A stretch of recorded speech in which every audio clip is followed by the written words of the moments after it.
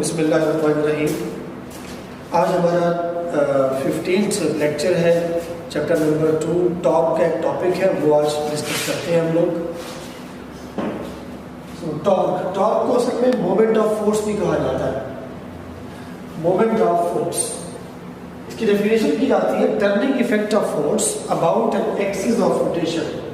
कह सकता हूँ turning effect of force on a body about axis of rotation is called torque, or the cross product of what position vector r and applied force F, इन दोनों का cross product है। और आप जानते हैं क्रॉस प्रोडक्ट में हमारे पास जो भी क्वांटिटी आएगी वो वेक्टर क्वांटिटी होगी।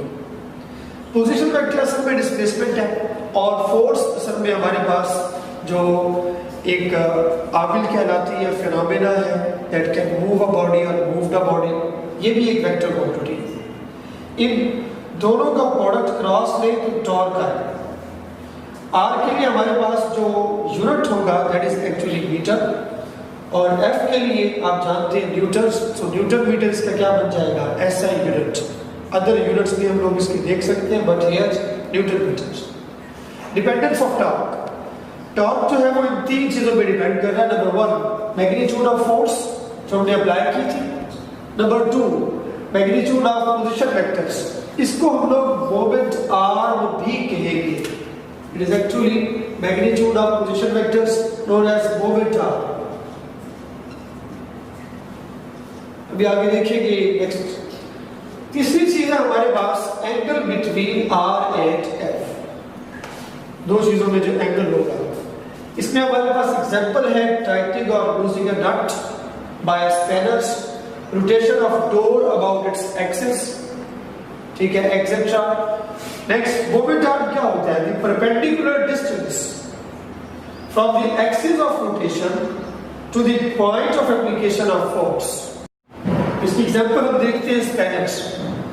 स्पैनर में ये पॉइंट्स हमारे पास ओ है जहां नट अवेलेबल, ये एक्चुअली पिवट पॉइंट है, एक्सिस ऑफ रोटेशन है, जबकि ये पी है point of application of force. यहां पर मैं फोर्स लगा रहा हूं डाउनवर्ड, तो पी पॉइंट से ओ पॉइंट का जो परपेंडिकुलर डिस्टेंस है, direct path, that is actually moment arm कहलाता है, मोमेंट आर्म। सो हम देखते हैं, अब देखिए जितना मोमेंट आर्म ज्यादा होगा टॉर्क उतना ज्यादा होगा, जितनी अप्लाइड फोर्स ज्यादा होगी तब भी टॉर्क उतना ही ज्यादा होगा। अब अगर इन दोनों के दरमियान एंगल 90 डिग्री हो तब भी हमारे पास टॉर्क मैक्सिमम होगा। मैं एक रिजिड बॉडी के लिए टॉर्क एक्सप्लेन करना चाहता हूं। रिजिड बॉडी क्या है, ठोस जिस्म, कोई भी solid object, that is actually a rigid body. So rigid body के लिए आप सपोज करें ये पॉइंट है O, it is actually pivot point, नेवर है ये, जिसके गिर्द इसने रोटेट करना है, just like this dusters. It's a rigid body compose of tiny particles, ठीक है। मैं इस पॉइंट को क्या करता हूं, यहां पर फिक्स कर देता हूं, एक कील ठोककर इसे फिक्स कर दिया गया जहां मेरी उंगली, तो ये बन गया हमारे पास क्या जी, पिवट पॉइंट।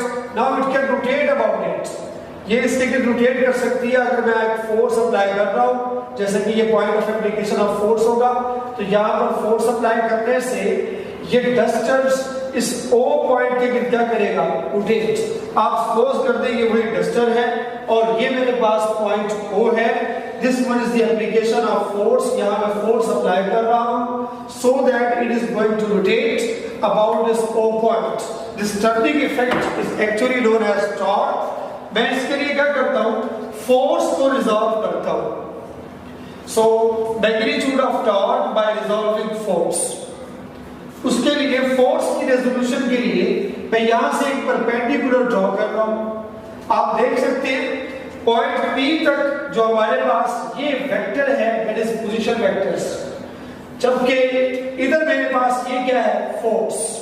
सो दोनों में जो एंगल बन रहा है that is actually angle theta. मैंने इसकी रेजोल्यूशन के लिए परपेंडिकुलर ड्रॉ किया, suppose that there is Q। So ये हमारे पास Q आर्म्स, ये फोर्स का परपेंडिकुलर कंपोनेंट, जबकि ये फोर्स का पैरेलल कंपोनेंट। और आप रेजोल्यूशन के जरिए जानते हैं कि एक राइट एंगल ट्रायंगल बन गई।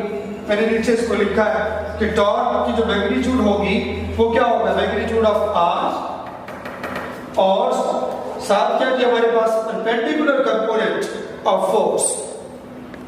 परपेंडिकुलर कंपोनेंट ऑफ फोर्स के लिए आप ट्रायंगल देख रहे हो पी क्यू आर, इसमें ये कंपोनेंट चाहिए बिकॉज टॉर्क सिर्फ यही प्रोड्यूस करेगा। ये जो हमारे पास F परपेंडिकुलर है एक्चुअली यहां पर लग रहा है, इट कैन रोटेट, ये रोटेट करवा सकता है, टॉर्क प्रोड्यूस कर सकता है। जबकि ये जो पैरेलल कंपोनेंट है ये तो सिर्फ इसे आउटवर्ड खींचने पे लगा हुआ है, it can not rotate the object. ये वाला कंपोनेंट टॉर्क प्रोड्यूस नहीं कर सकता।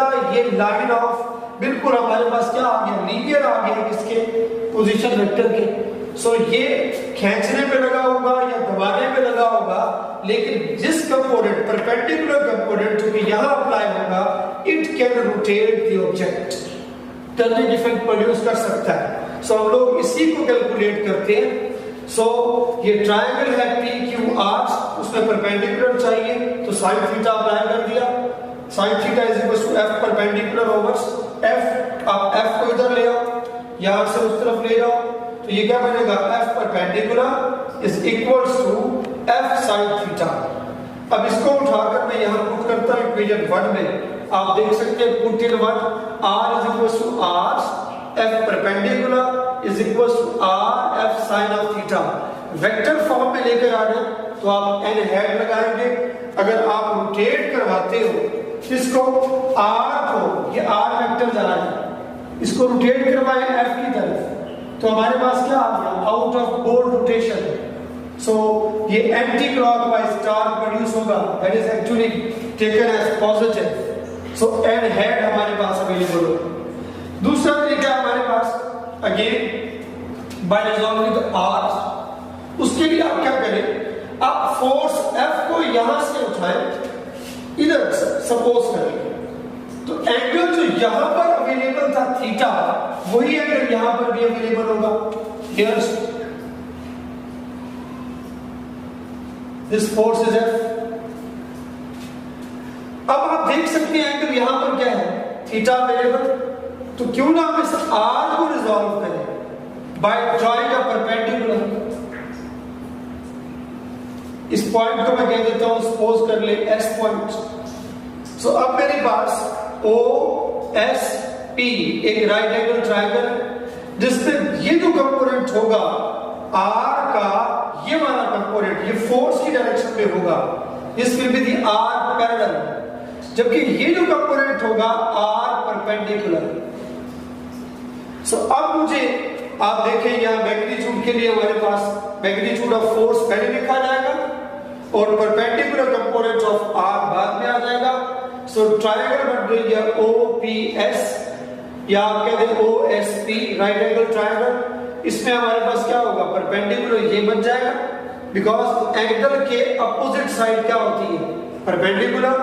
एंगल से कंसाइडिंग साइड बेस, जबकि 90 डिग्री के opposite side that is actually hypotenuse. So मुझे चाहिए परपेंडिकुलर, तो साइन थीटा अप्लाई किया, r परपेंडिकुलर ओवर r, इस r को उधर लिया, सो r साइन थीटा। अब इसको उठा के पुट करें, हमारे पास क्या आएगा, f r sine of theta. अगर आप r को रोटेट करवाएंगे f की तरफ तो बात वही है, लेकिन अगर आप f को रोटेट करवाएं r की तरफ तो वो डाउनवर्ड डायरेक्शन होगी, that is actually what, clockwise rotation.